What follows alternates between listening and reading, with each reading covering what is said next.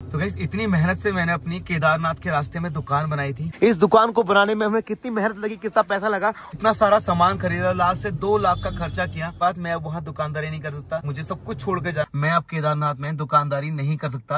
So hello ji, good morning, welcome back to my new vlog. तो वापस एक नए दिन में आप सब लोग का स्वागत करता हूँ। कैसे हैं आप लोग? जय श्री केदार। और इस समय मैं हूँ केदारनाथ के ट्रैक पर, रास्तों पर, क्योंकि पिछले वाले ब्लॉग में आपने देखा था कि केदारनाथ की सारी इन्फॉर्मेशन अपडेट का पार्ट खोलने से लेके वहाँ के उद्गम स्थल से लेके जहाँ से केदारनाथ में आप आई थी, केदारनाथ के आसपास में क्या क्या है क्या नहीं है, सब कुछ आपको दिखा दिया। कहाँ रहना, क्या खाना है, कैसे आना, केदारनाथ में टोकन कहाँ मिलेगा, सस्ते टेंट कहाँ मिलेंगे, होटल कहाँ मिलेंगे, सारी इन्फॉर्मेशन मैंने आपको अपने पिछले वाले और 10 ब्लॉग में दे दी थी। और मैं आ चुका था अपनी इस दुकान पर, जिसका सेटअप मैंने किया था, और उसका पूरा डिटेल आपको दे दिया कि कैसे हमने अपनी दुकान बनाई, कैसे अपनी दुकान चलाई, किस तरीके से दुकान में सेल करी, सब कुछ आपको दिखा दिया था कि कैसे कैसे इस दुकान को बनाने में हमें कितनी मेहनत लगी, कितना पैसा लगा। और ये दुकान अब पूरी तरीके से रेडी हो चुकी है हमारी। अब दुकान चल रही है, तो हमारा भी टाइम है यहाँ से निकलने का, क्योंकि आपको पता है कि आपको रोहित पहाड़ी के बहुत सारे और भी काम है। हमारी ट्रैवल एजेंसी है जिसमें हम लोग को ट्रैवल कराते हैं, उसका काम भी हमको देखना। दुकान का सारा काम हमारे महेश भाई देखेंगे, क्योंकि वो यहाँ पर रुकने वाले हैं। चलिए अपने दिन की शुरुआत करते हैं। और आज मैं यहाँ के केदारनाथ के इस ट्रैक से और अपनी इस दुकान को छोड़कर निकल जाऊंगा आगे की तरफ, क्योंकि अब धीरे धीरे रुद्रनाथ बाबा के कपाट खुलने वाले हैं, फिर मध्य महेश्वर के कपाट खुलने वाले हैं। जैसे मैंने आपको केदारनाथ के कपाट खुलने की पूरी यात्रा दिखाई थी ना, वैसे ही मैं आपको मध्य महेश्वर और आपका रुद्रनाथ की भी कपाट खुलने की यात्रा दिखाऊंगा। क्योंकि भैया ऐसा है ना, केदारनाथ जिस तरीके से महत्व है, वैसे ही केदारनाथ के जो पंच केदार है ना, पूरे के पूरे मध्य महेश्वर, कल्पेश्वर, रुद्रनाथ और तुंगनाथ, सबका बराबर महत्व है, क्योंकि 5 उंगलियां एक हाथ की बराबर है। सब महादेव के ही सारे केदार हैं, तो उन सब के भी कपाट खुलने की यात्रा आपको पूरी दिखाऊंगा। आज केदारनाथ के इस ट्रैक से, इस रास्ते से मैं निकलूंगा यहाँ से आगे गौरीकुंड के लिए। केदारनाथ से जुड़ी और बहुत सारी अपडेट है, जो कुछ लोगों के लिए अच्छी खबर है, कुछ लोगों के लिए बहुत बुरी खबरें हैं, वो सारी आगे इसमें मैं आपको अपडेट बता दूंगा कि आखिर जो घोड़ा यात्रा बंद हुई थी, पहले 24 घंटे के लिए बंद हुई थी, फिर 2 दिन के लिए बंद हुई, अब आखिर और कितने दिनों के लिए घोड़ा यात्रा को बंद कर दिया गया है, और पालकियों के प्राइस क्या हो गए हैं, कंडी के प्राइस क्या हो गए, हेलीकॉप्टर की बुकिंग हो रही है नहीं हो रही है, बाकी अब केदारनाथ यात्रा पहले से सस्ती हो गई है या महंगी हो गई है, वो सब कुछ आपको आज इस ब्लॉग में पता चल जाएगा। तो चलते हैं, आज यहाँ से निकलते हैं। ओके महेश भाई, दुकान चलाओ अच्छे तरीके से, ख्याल रखो। बाकी हम हफ्ते भर में जब माल खत्म हो जाएगा फोन करना, हम नीचे से माल भिजवा देंगे, ठीक है? लगभग 6-7 हजार का। 6-7 हजार का, ठीक है। सुनो मैं क्या बोल रहा हूँ, जल्दी जल्दी 2-4 महीने में दुकान करके निपटा के फिर इंटरनेशनल ट्रिप भी करना है, ठीक है? बहुत सारे काम करने हैं। नेक्स्ट ईयर तो बहुत बड़ा लेवल पे काम करेंगे, इस बार हमने छोटे लेवल पे काम किया, छोटी दुकान का। ओके भाई, जय श्री केदार, फिर मिलते हैं। बाकी कोई भी दिक्कत होगी, कमी बेसी होगी, फोन करना, ठीक है हमको? Okay done. तो चले गाइस, अभी निकलते हैं। ओके मेरे भाई, चलो गाइस, ये हमारी दुकान का देखो सब कुछ है। अगर आपको केदारनाथ के रास्ते में कभी दिक्कत आए पैसों की, तो आप हमसे कैश लेके जा सकते हैं। ये आपका मुफ्त में है, कोई इसका कोई चार्जेस नहीं है, फ्री में हम आपकी हेल्प करते हैं। और गाइस पिछले ना 4-5 दिन से अगर आपने केदारनाथ के मेरे ब्लॉग देखे होंगे, तो आपको पता होगा भाई, केदारनाथ में लगातार भाई ना इतनी खतरनाक वाली बारिश चल रही थी। आए दिन केदारनाथ में ऊपर बर्फबारी हो रही है, बारिश हो रही है, बट आज के दिन जब मैं केदारनाथ को छोड़कर अब निकल रहा हूँ यहाँ से अपने आगे की ट्रिप पे, तो आज हल्की हल्की धूप भी निकल गई है। लेकिन आज देखो भाई, मौसम एकदम बढ़िया खुला है। और गाइस अगर आपने पहले कभी केदारनाथ की यात्रा करी होगी, टन टन टन टन घंटियों की आवाज आप सुन रहे होंगे कि रास्ते पे ना इतने सारे घोड़े चल रहे थे। बट फिलहाल अभी केदारनाथ के इस ट्रैक पे आपको कोई भी घोड़ा नहीं दिखाई देगा, सिर्फ पैदल यात्रा दिखाई देंगे। कुछ वजह रही है जिनके चक्कर में घोड़ा यात्रा को बंद कर दिया गया, वो आपको मैं आगे बताता हूँ, क्योंकि मैं नीचे जाके पहले प्रॉपर अपडेट लूंगा क्यों, किस वजह से बंद हो रही है, उसकी वो वजह भी आपको बताऊंगा। बिल्कुल के रास्तों पे अगर आपको इस तरीके से दिखाई देना पानी से भरे हुए टैंक, तो इसको पीने की जरूरत नहीं है भाई। इस पानी को गलती से भी केदारनाथ के रास्ते में पीना मत, क्योंकि घोड़े के पानी पीने के लिए है, ठीक है? हमारी दुकान तो देखी थी हमने किस तरीके से पूरा सेटअप बनाया था, लेकिन कुछ लोग ना अपनी दुकान ऐसे पत्थरों के नीचे ऊंट लगा के बनाते हैं भाई। बड़ी सी पत्थर की सिला होती है और बस तिरपाल लगाते हैं, इस तरीके से अपनी दुकान बनाते हैं। तो भाई पिछले बार तो जैसे ना मैगियों की दुकान होती थी, इस बार भाई पूरी केदारनाथ ट्रिप में ना बहुत सारी चेंजेस आ गए। लोग ना इतने हेल्थ कॉन्शियस हो गए कि मैगी पराठा बहुत कम खा रहे हैं। ना फ्रूट चाट की दुकानें खुली, देख रहे हो आप? जिस बंदे को आप देखेंगे ना, हर बंदे ने अपने आगे से फ्रूट चाट की शॉप खोल रखे हैं। और क्या कहते हैं, और कैसे ये जो घोड़े बंद हुए ना, इसकी वजह से यात्रा पे एक असर ये पड़ेगा, जो चीजें आपको जितने की पड़ती थी, जैसे पानी की बोतल आपको रास्ते में 50 रुपए की, ऊपर जाकर 60-70 रुपए की पड़ती थी, अब वो थोड़ी और महंगी इसलिए हो जाएगी क्योंकि भाई घोड़ा ना एक बार में 1 कुंटल सामान या 70-80 किलो का वजन लेकर जाता था, तो उसका किराया होता था आपका 3000 रुपया। लेकिन जो लोग जो पल्लेदार ये सामान लेके जाते हैं ना, वो 30 किलो से ऊपर लेके नहीं जाते हैं। और भाई फिर उनको 2-2 राउंड लगेंगे तो दुकानदार को ना वो सामान की लोडिंग और ज़्यादा महंगी पड़ेगी। इसलिए ना अब धीरे धीरे सामान आपको थोड़ा और महंगा लगने लगेगा। और हमें मिले हमारे पहाड़ी दाजू, हमारे बड़े दाजू चंदन नेगी जी। और हमारी बात ना तब होती थी जब मेरा यूट्यूब चैनल बहुत छोटा था, तब से भैया मेरे टच पे थे। लेकिन क्योंकि भैया का ना माउंटेन एरिया का काम है, भैया ट्रैक कराते हैं, चमोली उत्तराखंड के जितने भी हार्डेस्ट ट्रैक हैं वो करवाते हैं। और मैं आपका वही पहाड़ी आपको हर जगह घुमाता हूँ, फिराता हूँ। तो आज ही फेस टू फेस हमारी मुलाकात हुई है। बाकी अगर आप चाहते हो ना ऐसे कुछ हार्डेस्ट ट्रैक देखना तो आप मुझे बताओ कमेंट सेक्शन में। चमोली उत्तराखंड के अंदर ना इतने सारे ऐसे ट्रैक हैं जिनके बारे में शायद ट्रैवलर को पता भी नहीं है, जो पहाड़ी लोगों को पता है वैसे, लेकिन बहुत सारे ऐसे हिडन ट्रैक हैं जहाँ पे सिर्फ गांव के लोग ही जाते हैं। और वो ट्रैक इतने शानदार है लोगों को पता भी नहीं उनके बारे में। जी। अगर आपको लगता है कि रोहित पहाड़ी को चंदन भाई के साथ वो ट्रैक करने चाहिए, बताओ तो एक दिन चलते हैं चंदन भाई के गाँव चमोली में और वो सारे ट्रैक के बारे में धीरे धीरे आपको बताते हैं कि भाई हमारे उत्तराखंड में कितना कुछ छुपा हुआ है। जी बिल्कुल सही बात है ना। तो गाइस फाइनली मैं दादू के साथ पहुंच चुका हूँ घोड़ा पड़ाव। ये घोड़ा पड़ाव पता है वही जगह जब आप केदारनाथ की यात्रा करते हैं ना, सबसे पहले सामने पढ़ो भाई क्या लिखा हुआ है, घोड़ा खच्चर प्रीपेड काउंटर गौरीकुंड। यहाँ पे ना भाई हजारों घोड़े यहाँ दिन भर खड़े रहते थे, क्योंकि भाई तो भाई ये है वो घोड़ा खच्चर वाला जो पड़ाव है। यहीं से अगर आप केदारनाथ जाएंगे तो घोड़े यहाँ से मिलेंगे। फिलहाल यहाँ से अभी एक भी घोड़ा नहीं दिखाई दे रहा है। तो गाइस ये लोकल है तो मुझे लोकल यहाँ पे अच्छे तरीके से बताते हैं। तो गाइस फाइनली ट्रैक कंप्लीट करके मैं पहुंच चुका हूँ गौरीकुंड। और ये है आपका गौरीकुंड का बाजार। और बिना घोड़ों के ये बाजार कितना सुनसान लग रहा है। यहाँ देखो भाई, जिस दिन यात्रा शुरू करी थी ना उस दिन तप्त कुंड की हालत क्या थी, और आज देखो भाई तप्त कुंड में सारे लोग स्नान कर रहे हैं। आपको तप्त कुंड तो दिखा दिया जिसमें सारे लोग स्नान करके जाते हैं, लेकिन गौरी कुंड में एक वो स्थान है जहाँ पर पार्वती माता ने हजारों साल तपस्या करी थी भगवान शंकर से शादी करने के लिए। वो वाला कुंड ये वाला है भाई, इसे पार्वती कुंड बोलते हैं। यहाँ पे ना मुझे एक पंडित जी मिले हैं। यहाँ पे 2 कुंड है। हाँ। इस स्थान का नाम गौरी कुंड है। गौरी कुंड है। यहाँ पे एक तो माँ पार्वती के तपोबल से निकली हुई गर्म पानी की जलधारा है। हाँ। जिसको तप्त कुंड कहा जाता है। हाँ। उसमें स्नान किया जाता है। हाँ। और ये गौरी कुंड है। हाँ। गौरी यानी कि पार्वती जी ने इसी कुंड पे तपस्या करी थी। शंकर जी को वर प्राप्त करने के लिए तपस्या करी। शंकर जी से शादी करने के लिए यहाँ पे तपस्या की थी। और यहीं पे गणेश जी का जन्म हुआ था। अच्छा, गणेश भगवान का जन्म भी यहीं पे हुआ था।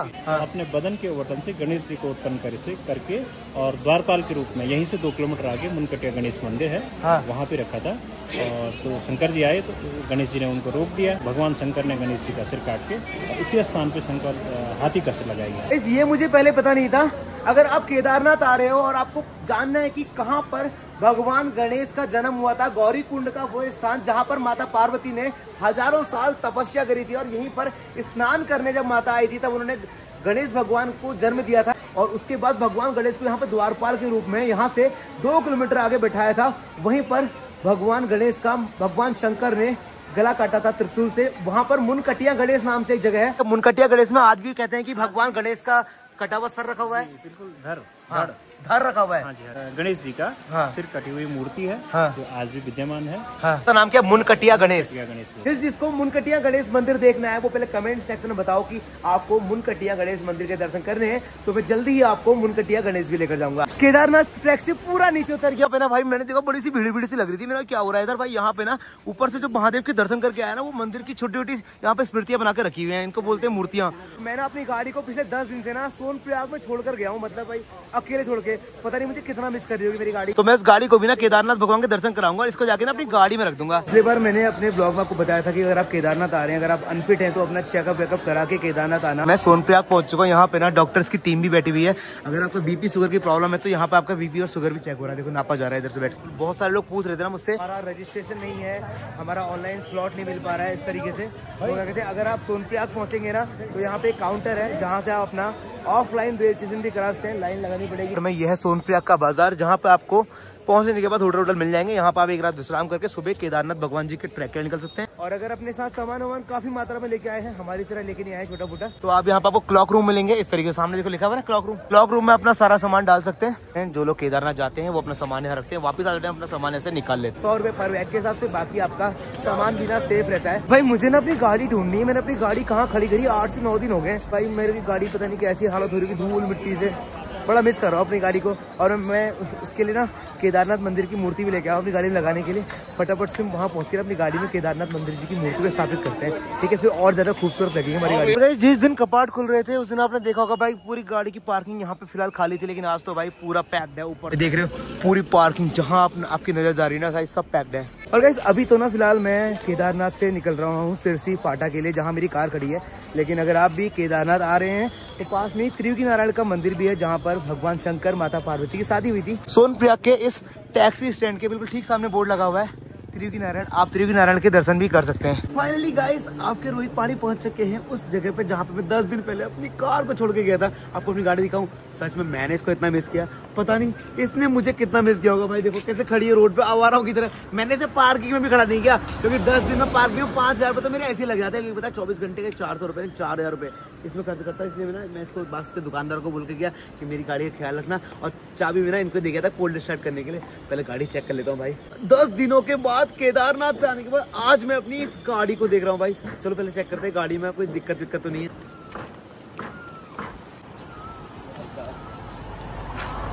भाई साहब 10 दिन से मिस कर रहा हूँ मैं इस गाड़ी को भाई, और गाड़ी में ना ऐसा कुछ दिक्कत तो नहीं, बस खाली कीचड़ कीचड़ हो रहा है हर जगह से। तो गाइस मैं ना अपनी इस गाड़ी के लिए ना पता क्या लेके आ रहा हूँ, ये दिखाता हूँ आपको। दिखाया था मैंने ऊपर, आज मेरी गाड़ी में पहली बार ये लगने वाले हैं। केदारनाथ धाम से अपनी गाड़ी के लिए ना मैं ये छोटा सा केदारनाथ धाम की मूर्ति लाया हूँ, इसे अपनी गाड़ी में इंस्टॉल करते हैं। भाई साहब 10 दिन के बाद अपनी गाड़ी में बैठ रहा, और मेरा पीछे गाड़ी की हालत देखो भाई कैसी हो रखी है। भाई साहब इसमें ना मेरा क्या कबीरा का क्या सबका सामान इस गाड़ी के अंदर है, मैं आपको दिखाता हूँ। भाई साहब गाड़ी की हालत देख रहे हो कैसी कर रखी है, पूरी गाड़ी पैक है भाई, पूरी गाड़ी पैक। और अभी काम करते हैं, जो केदारनाथ ट्रैक से ना मैं ये लेकर आया हूँ केदारनाथ जी का मंदिर, इसको अपनी गाड़ी में यहाँ पे लगाएंगे सेंटर में, और ताकि जब भी मैं रोज गाड़ी चलाऊं ना मुझे बस केदारनाथ भगवान जी के दर्शन होते रहे। तो किस किस को ये चाहिए मुझे बता देना, मैं ले आऊंगा उसके लिए भी। केदारनाथ मंदिर में डबल सेट टेप लगा दिया। आज से मैं केदारनाथ भगवान जी के दर्शन अपनी गाड़ी के अंदर ही करूंगा। कितने लोग अपनी गाड़ी से प्यार करते हैं, और जब अपनी मेहनत की कमाई से ली जाती है ना उसका मजा अलग ही है ना। अपनी मेहनत की कमाई से ली हुई गाड़ी में छोटी छोटी चीजें लगाने में कितनी खुशी मिलती है ना। चलो भाई नमो नमो शंकरा भोलेनाथ शंकरा, हमारे महादेव जी का मंदिर हमने लगा दिया है। हर हर महादेव, हर हर महादेव, हर हर महादेव, जय केदारनाथ। कैसा लग रहा है गाइस, देखो मैंने अपनी गाड़ी में कैसे लगा दिया ना, कितना अच्छा लग रहा है। अब ना ये हिलेगा भी नहीं, पता है अब हमेशा हमेशा मेरी गाड़ी में केदारनाथ भगवान जी के दर्शन सबको होते रहेंगे। जब भी मैं गाड़ी चलाऊंगा ना आपको भी ये केदारनाथ मंदिर के दर्शन होंगे, और मुझे तो हर रोज दर्शन होंगे। आज से मेरा घर यही होने वाला है। आपको तो पता ही है ना कि आपके रोहित पहाड़ी इस बार पूरे महीना 2 महीना अपनी कार से सफर कर रहे हैं, इसलिए सारे बिस्तर कंबल तकिया सब कुछ इस कार के अंदर है। बाकी मैंने आपको कहा था ना कि घोड़ों की बीमारी को लेकर मैं आपको अपडेट दूंगा। आपको मैंने घोड़ा पड़ाव पे दिखा दिया, घोड़े सारे खा लिए, लेकिन अभी खबर आई है कि कुछ घोड़े स्वस्थ हो चुके हैं। तो कुछ घोड़ों को ट्रायल के लिए ना केदारनाथ मंदिर में ले जा रहे हैं। जो घोड़े बीमार हैं उनको नहीं ले जाया जा रहा है, जो घोड़े स्वस्थ हैं उनको लेके जाया जा रहा है। और कल परसों ना एक छोटी अपडेट भी आई थी कि कहते हैं कि इंडिया पाकिस्तान जो हल्का फुल्का वॉर चला था ना, जिसमें पाकिस्तान की ऐसी की तैसी मारी थी, इनकी जो भी जाहिल कौम है इनकी ऐसी तैसी मारी थी। उसके बाद ना ऐसा न्यूज आई थी कि हेलीकॉप्टर की यात्रा को बंद कर रहे हैं, लेकिन फिर शाम को एक आधिकारिक न्यूज आ गई थी कि हेली यात्रा इन पाकिस्तान पुछल्लों की वजह से हमारी बंद नहीं होने वाली है। हमारी हेली यात्रा चलती रहेगी, सब कुछ प्रॉपर तरीके चलते रहेगा। अगर आप केदारनाथ आ रहे हैं तो रजिस्ट्रेशन का मैंने आपको बता दिया, अगर आपका रजिस्ट्रेशन नहीं है तो आप सोनप्रयाग में आकर रजिस्ट्रेशन करा सकते हैं। बाकी और आपको क्या जानना है केदारनाथ के बारे में मुझे वो बताना।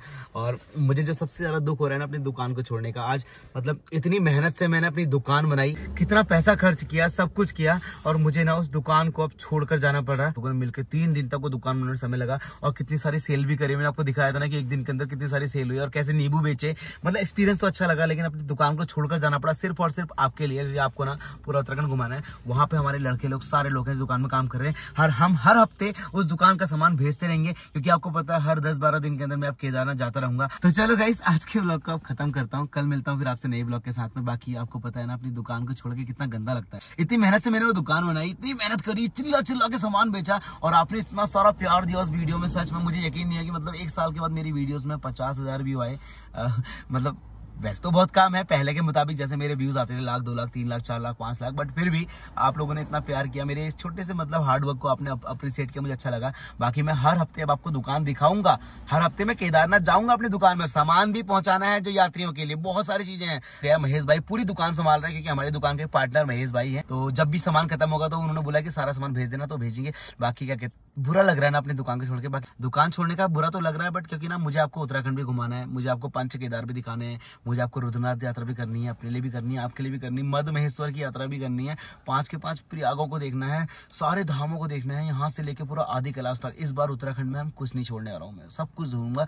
और दुकान में जो काम कमी होगी वो कमी बेसी ही पूरी करूंगा। और हर हफ्ते 10-12 दिन में जब मेरे बैच केदारनाथ में आएंगे उसमें भी मैं केदारनाथ जाता ही रहूंगा। दुकान की भी देखभाल हो जाएगी, दुकान को देख भी लूंगा, वहाँ काम कैसे चल रहा है वो भी देख लूंगा। बाकी हमारी जो ट्रैवल पैकेज चल रहे हैं, बैच चल रहे हैं, अगर आप भी हमारे साथ केदारनाथ यात्रा करना चाहते हो तो क्या कहते हैं, नीचे नंबर लिखा हुआ आ रहा होगा ना, इसके माध्यम से आप हमसे बुकिंग करा सकते हैं। हमारे साथ आप केदारनाथ जाते हैं बिल्कुल हंसते गाते मस्ती करते हुए। ठीक है, जय श्री केदार। कल मिलता हूँ नए ब्लॉग के साथ में। आप करता हूँ बिस्तर से लगाता हूँ, सो जाता हूँ। अब आज से मुझे कार में ही सोना पड़ेगा। चलो, अपनी कार को इतने दिन से मिस कर रहा था, अब कार में सोऊंगा तो नींद बहुत अच्छी आने वाली, बढ़िया वाले।